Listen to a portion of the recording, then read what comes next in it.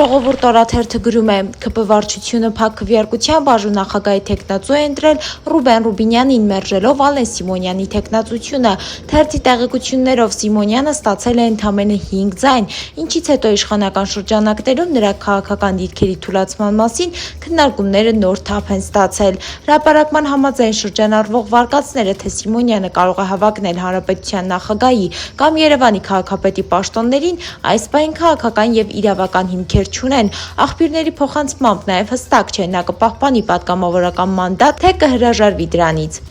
Հրապարակ թերթը գրում է. 3 ՔՊ վարչությունը 3 թեկնածուից Ալեն Սիմոնյան, Ռուբեն Ռուբինյան, Հայկ Կոնջորյան ընտրեց ԱԺ նախագահացուին, բայց ոչ պակաս թեժ մրցակցություն կա նաև ՔՊ խմբակցության ղեկավարի պաշտոնի համար։ ՔՊ-ում դեռևս վերջնական որոշում չկա, սակայն կուլիսներում տարբեր թեկնածություններ են քննարկվում, ասում են հավակնություններ ունեն շատերը, Ալխաս Ղազարյանից մինչև Վահագն Ալեքսանյան, սակայն բոլորը գիտեն, որ անգամ եթե ձևական քվեարկություն է կատարվում, որոշողը մեկ մարդ է Նիկոլ Փաշինյանը։ Հրապարակ թերթը գրում է. թերթի տեղեկություններով ընտրություններից հետո բանակում ներքին ուսումնասիրություններ են իրականացվում, պարզելու թե որ զորամասերում են իշխանության համար անբարենպաստ քվեարկության արդյունքներ գրացվել։ Հրապարակման համաձայն պաշտպանության նախարար Սուրեն Պապիկյանը նաև ապօրինի հրաման է ստորագրել Ստեփանավանում ԲՀԿ անդամ կնոջ 2 որդիներին, որոնք կադրային զինվորականներ են, բանակից զորացրելու վերաբերյալ։ Հրապարակ թերթը գրում է. մեր տեղեկություններով Լուսավոր Հայաստան կուսակցության փոխնախագահ Դավիթ Խաչատրյանը առաջիկայում լքելու է կուսակցությունը։ Կուսակցության մեր աղբյուրներից տեղեկացանք, որ տևական ժամանակ է նա սառեցրել է շփումները կուսակիցների հետ։ Պատճառը հունիսի 7-ի խորհրդարանական ընտրություններին մասնակցելու հարցում կուսակցության ղեկավար կազմի հետ ունեցած տարաձայնություններն են։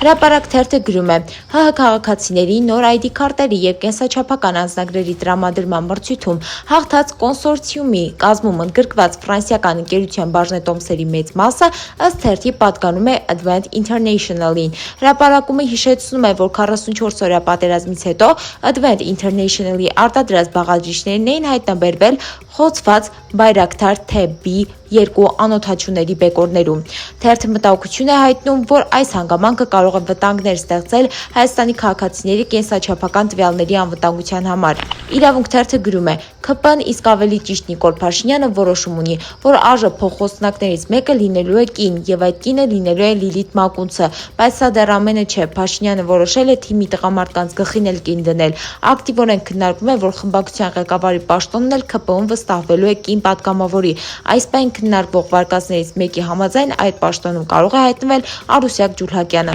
Իրավունք թերթը գրում է. ըստ քաղաքական կուլիսներում շրջանառվող տեղեկությունների լիբերալ թևի մի խումբ քաղաքական գործիչներ հանդիպում են ունեցել Նիկոլ Փաշինյանի հետ։ Որոշ աղբյուրների պնդմամբ հանդիպումը անցել է գերլարված։ Փաշինյանի հյուրերը փորձել են վերջինիս հասկացնել, որ այսպես շարունակել չի կարելի, քանի որ լրիվ վերածվել է բռնապետի։ Եվ եթե այսօր եվրոպացիները ձայն չեն հանում, աչք են փակում, ապա վաղ այս ամենը ոչ միայն Փաշինյանի, այլև իրեն ամեն կերպ սատարող լիբերալ թևի քթից է գալու։ Հնչեցված մտահոգություններին ի պատասխան Փաշինյանը հասկացրել է, թե որոշողը ինքն է, ինչ անել, ինչպես անել, ինչից այն աստիճան են վրդովվել բանագնացները, որ նրանցից Հանրապետություն կուսակցության նախագահ Արամ Սարգսյանը սրտ նեղած ասել է՝ քաղաքականությունից դուրս է գալու։